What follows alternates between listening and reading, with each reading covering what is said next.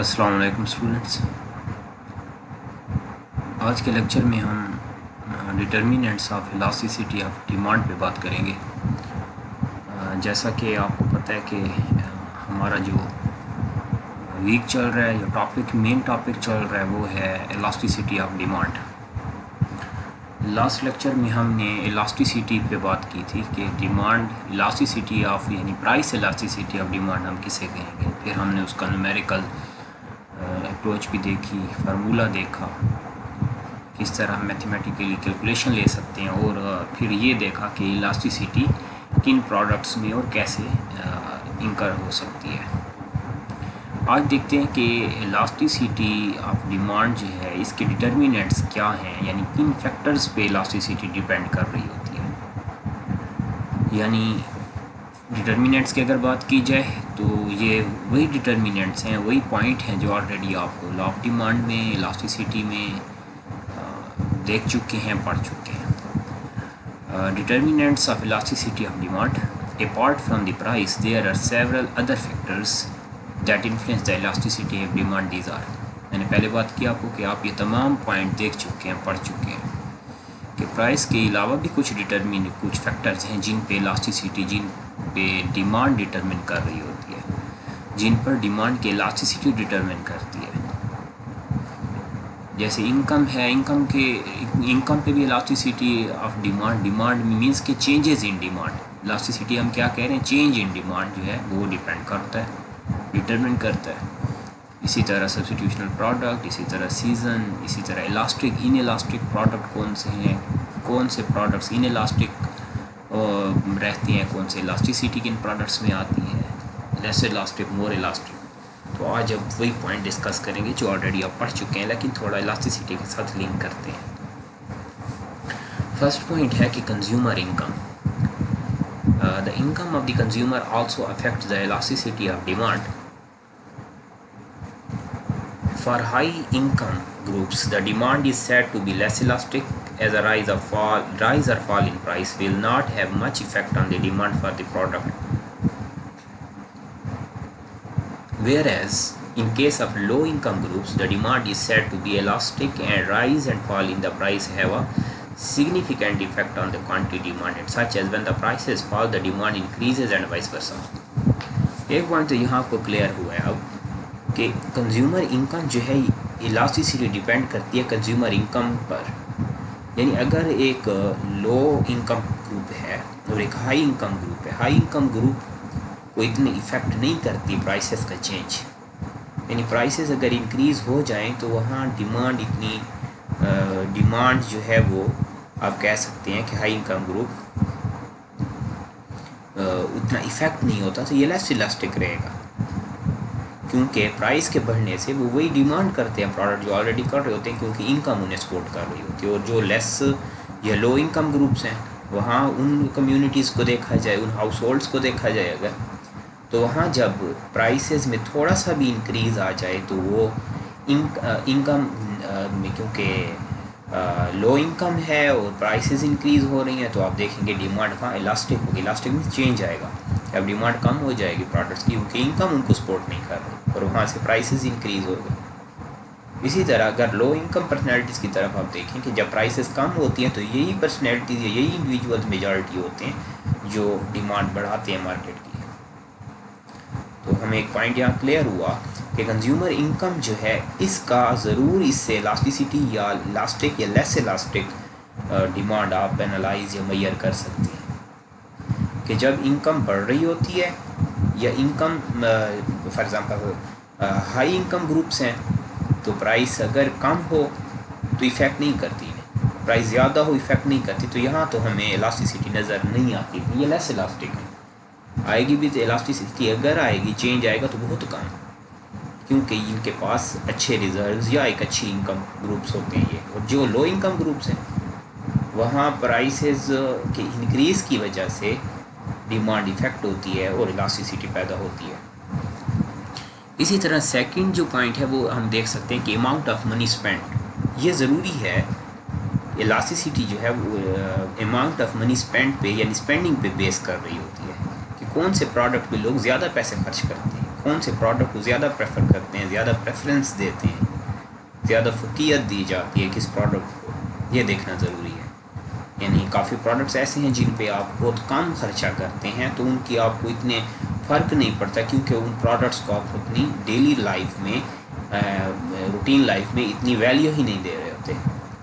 यानी एक पेन अगर आप परचेज़ करते हैं, फॉर एग्जांपल जैसे स्टूडेंट, तो एक पेन अगर स्टूडेंट ने परचेज़ किया है तो पेन की प्राइस अगर इंक्रीज़ भी होती रहे तो पेन आप वीक में एक दफ़ा परचेज़ करते हैं या 10 दिन बाद परचेज़ करते हैं, तो आप इतना ये चेंज इफ़ेक्ट नहीं करता। तो ये जो लेस इलास्टिक अमाउंट स्पेंड आप कम कर रहे हैं। और इसी तरह आप अगर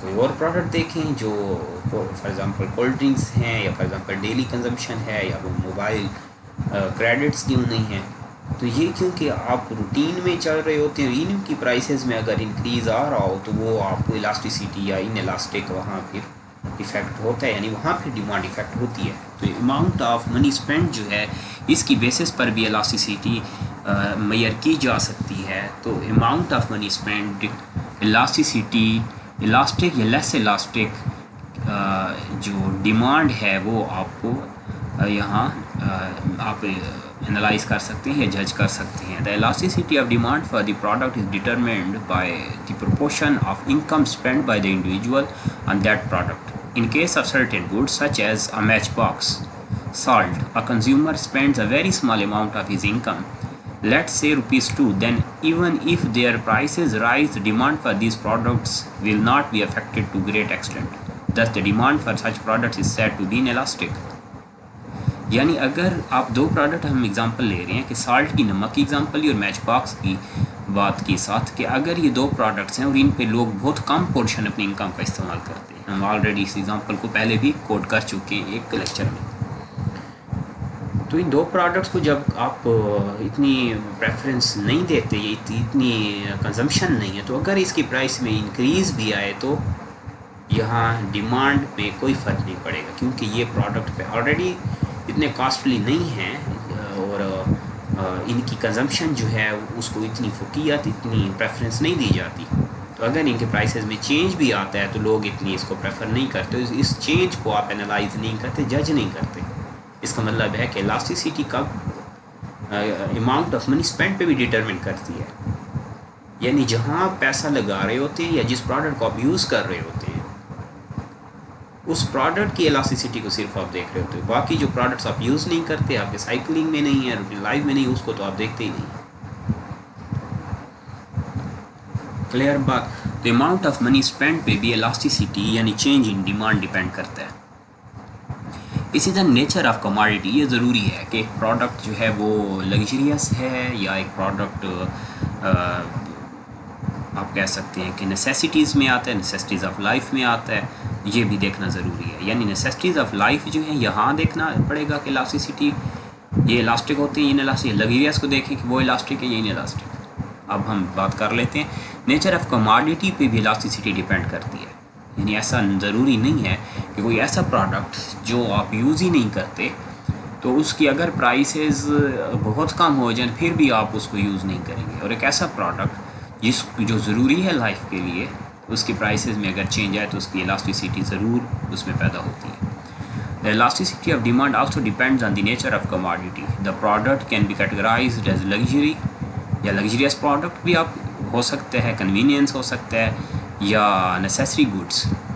the demand for the necessities of life such as food and clothing is inelastic as their demand can not be postponed. यानी अगर आटा जो है उसकी प्राइसेस, जैसे हम पहले बात कर रहे थे कि इंक्रीज़ हो जाएं फिर भी लोग लेंगे क्योंकि उसके बगैर लाइफ नहीं है। पानी है उसके बगैर लाइफ नहीं है। क्लॉथिंग कपड़े हैं उसके अलावा, यानी फैब्रिक है उसके अलावा लाइफ नहीं है। तो ये कुछ ऐसी चीज़ें हैं जिनकी प्राइसेस इंक्रीज़ भी हो जाएं फिर भी उनकी डिमांड जो है उसमें चेंज नहीं आता, लोग फिर भी ये प्रोडक्ट तो ज़रूर लेते हैं। यानी नेसेसिटीज़ जो हैं उनको तो ज़रूर ही लिया जाएगा, तो इनकी डिमांड कभी पोस्टपोन नहीं होती। इसका मतलब है कि ये इनकी डिमांड इनइलास्टिक रहती है। नेसेसिटीज़ की डिमांड इनइलास्टिक रहती है, इलास्टिक नहीं रहती। यानी जितनी ज़रूरत है प्राइसेस कम हो जाएंगी तो उतना आप लेंगे जितनी ज़रूरत है, उससे ज़्यादा उससे जो पैसा बच जाएंगे सेविंग उसको फर्दर सब्स्टिट्यूट में या किसी और प्रोडक्ट में फिर लोग इन्वेस्ट करना शुरू कर देंगे। लेकिन अगर प्राइसेस इंक्रीज़ हो जाए इनकी इन बेसिक नेसेसिटीज़ की, तो फिर लोग कंजम्पशन नहीं छोड़ते, ज़रूरी हैं ये लाइफ के लिए, तो इन प्रोडक्ट्स को फिर भी लिया जाता है। तो in elastic the demand for the comfort goods is neither elastic nor in elastic. अगर आप कंफर्ट गुड्स की बात करें तो ये ना इलास्टिक हमें नज़र आते हैं ना इन इलास्टिक नज़र आते हैं, कि इनकी प्राइसेस अगर कम हों तो ऐसे हमें इनकी कोई चेंज नहीं आता, इनकी प्राइसेस ज़्यादा हों तो हमें चेंज नज़र नहीं आता। As with the rise and fall in their prices the demand decreases और increases moderately, whereas the demand for the luxury goods is said to be highly elastic, because even with a slight change in its price the demand changes significantly. But however, the demand for the prestige goods is said to be inelastic, because people are ready to buy these commodities at any price, such as antique gems and stones etc. यानी जब एक आदत हो किसी की, एक addiction हो, हम कह सकते हैं कि अगर कोई एडिक्टिव है फॉर एग्जांपल एक प्रोडक्ट का, या किसी की कोई आदत है प्रोडक्ट की, या शौक़ है उस प्रोडक्ट का, फैशन है उसका, वो स्टाइल लेता है उस चीज़ को, स्टेटस समझता है उस चीज़ को अपना, तो फिर चाहे उसकी प्राइस जितनी भी हाई होती रहें, उसकी इलास्टिसिटी जो है वो रहती है, लोग उस प्रोडक्ट को और फिर भी परचेज़ करते हैं, परचेज़ उसकी नहीं छोड़ते। और इसी तरह जैसे हमने बात की कि कोई ऐसा प्रोडक्ट है, लग्जरियस प्रोडक्ट को देखा जाए तो उसकी प्राइसेस कम होती हैं, एंड लग्जरियस प्रोडक्ट्स जो है इलास्टिसिटी पैदा होती है इन प्रोडक्ट्स में। यानी एक बंदा एक प्रोडक्ट नहीं ले सकता और जैसे उसकी प्राइसेस कम होती है वो प्रोडक्ट लेते हैं, लग्जरियस प्रोडक्ट। वो गाड़ी हो सकती है, वो कोई फैशनेबल प्रोडक्ट हो सकता है, वो एंटीक कुछ भी हो सकता है जो लग्जरियस हो, जो आम आदमी के लिए, जो लाइफ गुजारने के लिए आपने कह सकते हैं कि मैंडेटरी नहीं है, बेसिक नेसेसिटी नहीं है, लेकिन वो एक आसानी पैदा करता है, फैसिलिटेट करता है किसी को लग्जरियस प्रोडक्ट। डायमंड है, तो ये हमारे पास कुछ डिटर्मिनेंट्स पे हम बात कर रहे हैं जिन पे इलास्टिसिटी डिपेंड करती है। इलास्टिसिटी डिपेंड करती है इनकम पे, इलास्टिसिटी डिपेंड करती है अमाउंट स्पेंड पे, इलास्टिसिटी डिपेंड करती है नेचर ऑफ कमोडिटी पे, कि आप किस प्रोडक्ट को ज़्यादा आप एक्सेप्ट करते हैं या ज़्यादा वैल्यू देते हैं। जिस प्रोडक्ट को आप ज़्यादा वैल्यू देते हैं, जो आपको ज़्यादा आप फेवरेट लिस्ट में है, और अगर वो प्रोडक्ट उसकी प्राइसेस में चेंज आता है तो ज़रूर फिर डिमांड उसकी इफ़ेक्ट होती है, तो नेचर ऑफ गुड्स। इसी तरह नेक्स्ट पॉइंट हो सकता है कि सेवरल यूजेस ऑफ कमोडिटीज़, जिसे हमने सब्स्टिट्यूशनल अल्टरनेटिव प्रोडक्ट। एक प्रोडक्ट जो है वो डिफरेंट यूजेस के लिए मुख्तलिफ इस्तेमाल चीज़ों के आप कह सकते हैं या मकासद के इस्तेमाल में लाया जा सकता है। The elasticity of demand also depends on the number of uses of commodity, such as if the commodity is used for single purpose, then the change in the price will affect the demand for commodity only in that use, that the demand for that commodity is said to be inelastic. Whereas if the product has several uses, ये बात है कि अगर product जो आप काफ़ी इस्तेमाल उसका हो सकता है, मुख्तलिफ पॉइंट्स पे इस्तेमाल किया जा सकता है, such as raw material, coal, iron, steel etcetera, then the change in their prices will affect the demand for these commodities in its many uses. Thus the demand for such product is said to be elastic.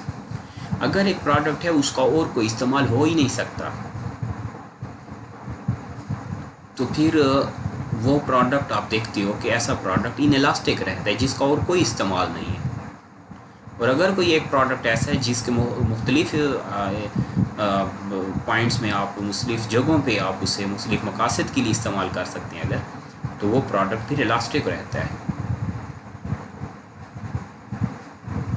तो ये हम point यहाँ कह सकते हैं कि अगर कोई प्रोडक्ट अल्टरनेटिव यूजेस में रखा जा सकता है या लिया जा सकता है, तो आप उस प्रोडक्ट की इलास्टिसिटी, वो प्रोडक्ट इलास्टिक होती हैं। और जो प्रोडक्ट सिर्फ एक ही पर्पज़ के लिए यूज़ हो सके, यानी एक मेडिसिन है वो एक ही मकसद के लिए यूज़ होती है, तो ये इसकी डिमांड जो है वो आप, अगर वो डिज़ीज़ या वो प्रॉब्लम रहेगा तो आप देखेंगे फिर उसकी डिमांड रहेगी, अदरवाइज़ उस प्रोडक्ट की डिमांड ही कोई नहीं करेगा। लेकिन अगर एक ऐसी मेडिसिन है या एक ऐसा प्रोडक्ट है जो मुख्तलिफ मकासद के लिए इस्तेमाल हो सकता है, तो फिर वो प्रोडक्ट, यानी वो प्रोडक्ट इस्तेमाल एक जगह भी हो सकता है, दूसरे मकसद के लिए भी, तीसरे मकसद के लिए, तो वहाँ वो प्रोडक्ट को आप देते अल्टरनेटिव, तो वहाँ अगर प्राइसेस में कमी आती है तो आप फिर भी उस प्रोडक्ट को ले लेते हैं, सेविंग रख लेते हैं, उसको रिजर्व पॉइंट ऑफ व्यू में रख लेते हैं कि हाँ फर्दर इसको मैं कहीं यूज़ कर लूँगा, फ्यूचर में हम यूज़ कर सकते हैं, या किसी इवेंट पे हम यूज़ कर सकते हैं, या इस मकसद के लिए, या यहाँ यूज़ ना हुआ तो हम कहीं और एडजस्ट कर लेंगे इसे। तो फिर ऐसे प्रोडक्ट्स जो होते हैं ये इलास्टिक होते हैं। लेकिन कोई ऐसा प्रोडक्ट जिसको एक ही पर्पज़ के लिए यूज़ किया जा सके, उसका इसके अलावा कोई मकसद ना हो, तो फिर वो प्रोडक्ट इन इलास्टिक होता है। तो इलास्टिसिटी डिपेंड करती है उन प्रोडक्ट्स पे, यानी वो प्रोडक्ट्स जो अल्टरनेटिव यूजेस रखते हैं उन प्रोडक्ट्स की इलास्टिसिटी हमें नज़र आती है।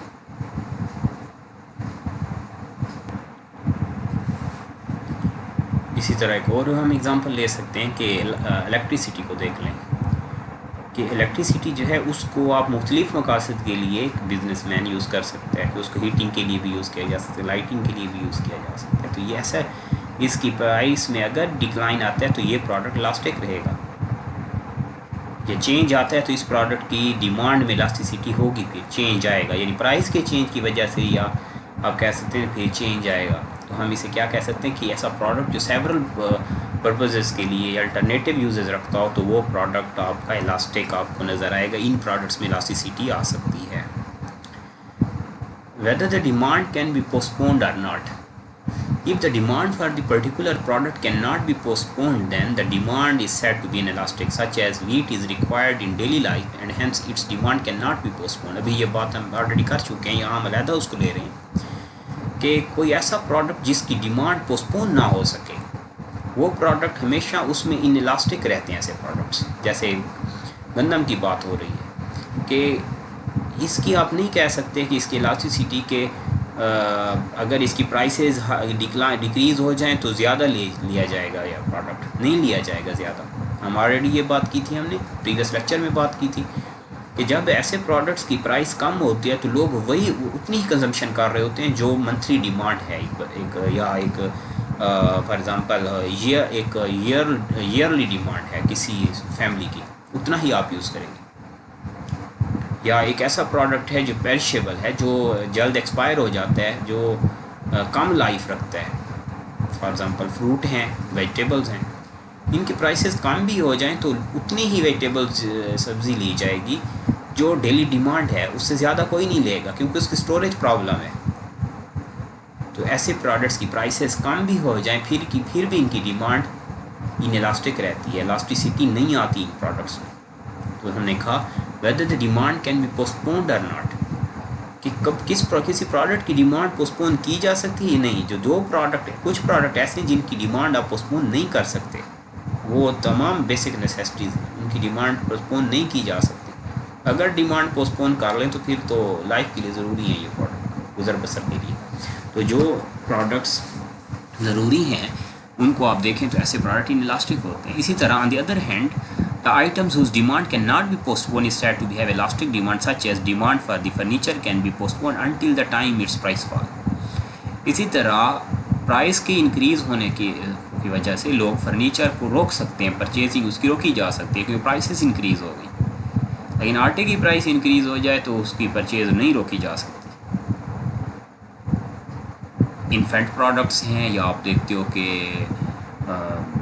जैसे दूध की बात, मिल्क है बच्चों के लिए फॉर एग्जाम्पल, तो अगर मार्केट में इन प्रोडक्ट्स की डिमांड जो है वो बढ़ भी जाए लेकिन ज़रूरी है ऐसे फॉर एग्जांपल चाइल्ड के लिए, किड्स के लिए, तो आप इस प्रोडक्ट को नहीं रोक सकते, उसकी ज़रूर प्रोडक्ट परचेज़ की जाएगी। हाँ, उसका अगर कोई अल्टरनेटिव नज़र आता है तो फिर हम अल्टरनेटिव पे ऑलरेडी हम बात कर चुके हैं जब हमने कहा था if other things do not change, जब हम बातें डजंट चेंज पे बात हो रही थी। एग्जिस्टेंस ऑफ सब्सिट्यूट्स, ये ज़रूरी है कि किसी प्रोडक्ट के में का सब्सिट्यूट अगर अवेलेबल हो। सब्सिट्यूट मीन्स कि हमने बात की पेप्सी का सब्सिट्यूट है, कोक है, इसी तरह पेप्सी और कोक दोनों का सब्सिट्यूट्स है, आपके पास 7 अप भी है, इस तरह जूसेस हैं। तो अगर कोई प्रोडक्ट सब्सिट्यूट रखता हो, अपना सब्सिट्यूशनल इफेक्ट हो उस प्रोडक्ट का, तो हाँ आप देख लें the substitutes are the goods which can be used in place of one another, कि एक प्रोडक्ट अगर महंगा पड़ रहा है तो उसके आप अल्टरनेटिव ढूंढते हो, और अगर उसका अल्टरनेटिव है जो यही मकसद पूरा कर सकता है तो फिर the goods which have close substitutes are said to be have elastic demand, such as tea and coffee are close substitutes, and if the prices of tea increases then people will switch to coffee and demand for tea will decrease significantly। यानी जब एक product की demand coffee की price अगर या coffee की price increase हो गई हो तो ये तो इलास्टिसिटी इसमें आ जाएगी, क्योंकि लोग अब कम परचेज़ करेंगे। हमने कहा increase in price decrease in demand, elasticity नज़र आ रही है। लेकिन क्यों डिमांड में कमी आई जब प्राइस इंक्रीज़ हुई, कॉफ़ी की, क्योंकि लोगों के पास उसका अल्टरनेटिव है जो टी है। अब लोग टी की तरफ जाएंगे, वो प्रोडक्ट कंज्यूम करेंगे, यूज़ करेंगे। तो कुछ प्रोडक्ट्स ऐसे होते हैं जिनके अल्टरनेटिव, जिनके सब्स्टिट्यूट्स आपको नज़र आते हैं कि अगर आप a product purchase for example use कर रहे हैं और ए प्रोडक्ट महंगा हो जाता है तो आप उसकी डिमांड कम कर देंगे, उसकी डिमांड डिक्लाइन करेंगे, उसका अल्टरनेटिव आप ढूंढेंगे। अल्टरनेटिव अगर आप सर्च करें और आपको सब्स्टिट्यूट मिलता है तो इसका मतलब उसको परचेज़ करना शुरू कर देते हैं। जैसे हमने वीट और राइस की बात की थी। Whereas if there are no close substitutes for the product, then its demand is said to be inelastic, such as salt and sugar do not have their close substitutes, hence lower is their price elasticity. अगर जैसे salt को देखें, नमक का कोई substitute नज़र नहीं आता कि नमक अगर फॉर एग्जांपल प्राइसेस बहुत ही इंक्रीज़ हो फिर भी आप परचेज़ करेंगे। इसके अलावा अगर नमक नहीं लेते तो अल्टरनेटिव नहीं है। शुगर, अगर शुगर चीनी को देखा जाए, शुगर को देखा जाए, अगर इसकी प्राइसेस इंक्रीज़ हो जाती हैं जैसे आज हुई मार्केट में, जो अब आपको प्राइसेस नज़र आई, प्राइसेस इंक्रीज़ हुई हैं लेकिन लोगों के पास इसका अल्टरनेटिव नहीं है, सब्स्टिट्यूट नहीं है, तो इसकी प्राइस की इंक्रीज़ की वजह से डिमांड इफ़ेक्ट नहीं हुई, तो इलास्टिसिटी नहीं आई, फिर लोअर है, लेस इलास्टिसिटी यहाँ नज़र आई। इसी तरह जॉइंट डिमांड, हम आगे टॉपिक हमारा आ रहा है जॉइंट, हम क्रॉस इलास्टिसिटी पे बात करेंगे। Joint demand, elasticity of demand also depends on the complementary goods, the goods which are used jointly, such as car and petrol, pen and ink, etc. इसी तरह बैट और बॉल हो सकता है, ठीक है। तो यानी मोबाइल फ़ोन और इलेक्ट्रिसिटी हो सकता है। कोई भी ऐसे प्रोडक्ट जो एक दूसरे के साथ लिंक हैं कि एक प्रोडक्ट है दूसरा अगर नहीं है तो वो प्रोडक्ट ए जो है वो ज़ीरो है, फिर दो होंगे तो काम चलेगा। यानी बैट है बॉल नहीं है तो क्रिकेट नहीं खेली जा सकती, पेन है कॉपी नहीं है तो स्टडी नहीं की जा सकती, कार है पेट्रोल नहीं है तो काम नहीं चलता। तो ये प्रोडक्ट्स आपस में क्या हैं, ये कम्प्लीमेंट्री गुड्स हैं, क्रॉस इलास्टिसिटी है।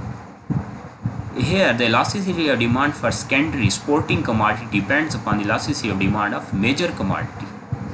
जब मेजर कमोडिटी जो है उसकी प्राइसेस कम होंगी तो लोग दूसरा प्रोडक्ट लेंगे। जैसे एयर कंडीशन की प्राइसेस अगर कम हो जाए, एयर कंडीशन लोग लेंगे तो साथ डिमांड किसकी बढ़ जाएगी, इलेक्ट्रिसिटी की भी। इस तरह इलेक्ट्रिसिटी जो है वो सस्ती कर दी जाए तो लोग एयर कंडीशन लेंगे, तो इलेक्ट्रिसिटी की डिमांड इंक्रीज़ होने की वजह से एयर कंडीशन की डिमांड भी बढ़ गई। ये हम कह रहे हैं jointly demand. Such as if the demand for pen is inelastic then the demand for ink will also be less elastic. अगर पेन लोग परचेज नहीं कर रहे तो उसका मतलब इंक भी परचेज नहीं की जाएगी, उसकी भी डिमांड नहीं करेंगे लोग। अगर गाड़ियाँ नहीं ले रहे तो पेट्रोल की डिमांड नहीं होगी, ट्रांसपोर्ट बंद होगी तो पेट्रोल भी आपने देखा कि डिमांड ख़त्म। तो इलास्टिसिटी डिपेंड कर रहे होते यहाँ आप कह सकते हो प्राइमरी प्रोडक्ट मेजर कमोडिटी पे। मेजर कमोडिटी की में अगर इलास्टिसिटी आएगी तो सेकेंडरी जो होगा वो स्पोर्टिंग जिसे आप कह सकते हैं सेकेंडरी की भी डिमांड बढ़ेगी। फिर इससे नेक्स्ट पॉइंट है range of prices. The price range in which the commodities lie also affect the elasticity of demand such as higher range products are usually bought by the rich people and they do not care much about the range about the change in the prices and hence the demand for such higher range commodities is said to be inelastic. Range of prices पे अगर बात करें तो जिन products की range ज़्यादा होती है, prices high होती हैं, जैसे यहाँ आपसे बात की गई कि such as the higher range products are usually bought by the rich people and they do not care much about the change in the prices and hence the demand for such higher range commodities is said to be inelastic. जो products higher range products होते हैं वो inelastic रहते हैं क्योंकि वो जो majority community है या मेजॉरिटी पर्सनस हैं आपकी सोसाइटी के, वो तो यूज़ ही नहीं कर रहे, प्रोडक्ट ले ही नहीं रहे। तो यहाँ अगर देखा जाए तो रेंज ऑफ प्राइसेस पे जब बात होती है तो जो हाई रेंज प्रोडक्ट्स होते हैं, हाई रेंज प्राइस प्रोडक्ट्स होते हैं, वो भी इनइलास्टिक होती हैं, इनमें इलास्टिसिटी नज़र नहीं आती। क्योंकि ऐसे प्रोडक्ट्स अगर इनकी प्राइसेस हाई भी होती रहें तो फिर भी ये परचेज़ होते रहते हैं क्योंकि इनके कंज्यूमर जो हैं वो रिच पर्सनस हैं, ये वो कम्युनिटी है, ये वो आप कह सकते हैं कि इंडिविजुअल्स हैं या वो हाउस होल्ड या फैमिलीज़ हैं जो रिच पर्सनैलिटीज़ हैं, जो रिच फैमिलीज़ हैं। तो हमने आज बात की डिटर्मिनेंट्स ऑफ इलास्टिसिटी पे। इलास्टिसिटी ऑफ डिमांड किन फैक्टर्स पे डिपेंड करती है, जिनमें 8 फैक्टर्स हमने यहाँ डिस्कस किए हैं। यहाँ कोई प्रॉब्लम या कोई इशू होगा आप ज़रूर बताएंगे, और मैं असाइनमेंट टॉपिक आपको असाइन कर दूंगा और आपने असाइनमेंट इन टाइम सबमिट करनी होगी। असाइनमेंट में कोई प्रॉब्लम आए तो मुझे ज़रूर बताना है। Thank you so much. अल्लाह हाफ़िज़।